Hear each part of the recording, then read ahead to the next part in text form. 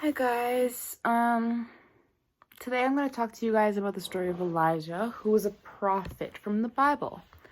So a prophet's job is to listen to God and tell us what God has told him. So back in the time of Elijah, there was a king named Ahab, and he had a wife named Jezebel.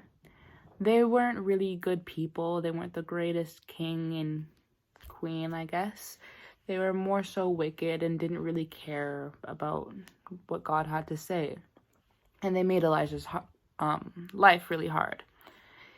They decided that they would worship an idol named Baal instead of God. And pretty much what an idol is just an object or a thing that we decide we want to worship or give praise to instead of giving worship or praise to God. And God doesn't really like this. In this time, King Ahab used the idol to turn people away from God.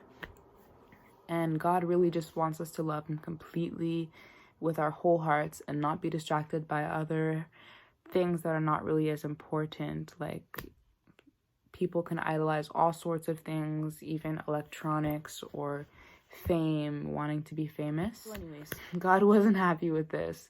So he told Elijah to tell King Ahab and Jezebel that he would be holding the rain. There would be no rain all over the land for, they didn't know how long at the time, but it ended up being 3 years. So for 3 years, no rain came. There was no moisture in the air even to let the crops grow.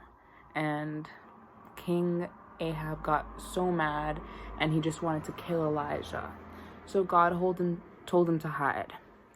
So for the whole 3 years, there was no rain, and King Ahab and his people kept on worshiping Baal. They even killed a whole bunch of prophets during that time. But God kept Elijah safe. After the 3 years had passed, Elijah returned and he wanted to challenge King Ahab to a sort of contest just to kind of figure out which god or idol was the real one and the one that held all the power. So they both built their own altars, one for Baal and one for God. And King Ahab and Elijah both prayed to their altars, asking their God to bring fire. And obviously, because Baal is just a statue that they are worshiping, God is the real all-powerful God. Elijah's altar is the one that caught on fire. And then after all of that, Elijah asked God to bring rain. And finally, after 3 years, he brought rain. But after all of this, King Ahab still didn't want to worship God. He was even angrier and he wanted to kill Elijah now. So at this point, Elijah was just scared and tired and he wanted to quit and he wanted to give up. But God sent an angel to him, and Elijah even saw the angel that day. Not many people back then, I guess, were able to see angels, and even now, it's not very common. But God came to him and kept him safe, and he came to him in a gentle whisper with a gentle hand and just carried him and kept him safe for the rest of his life.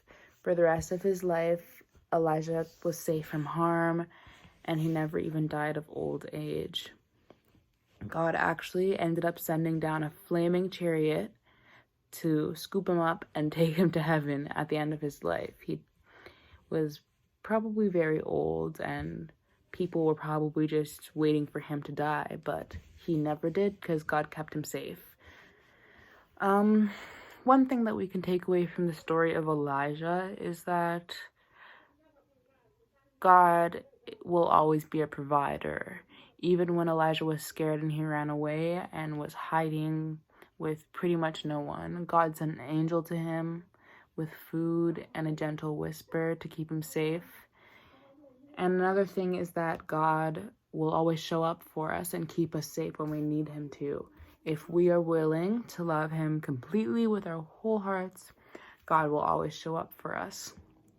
So if you guys want to read the story on your own or just follow along, sort of,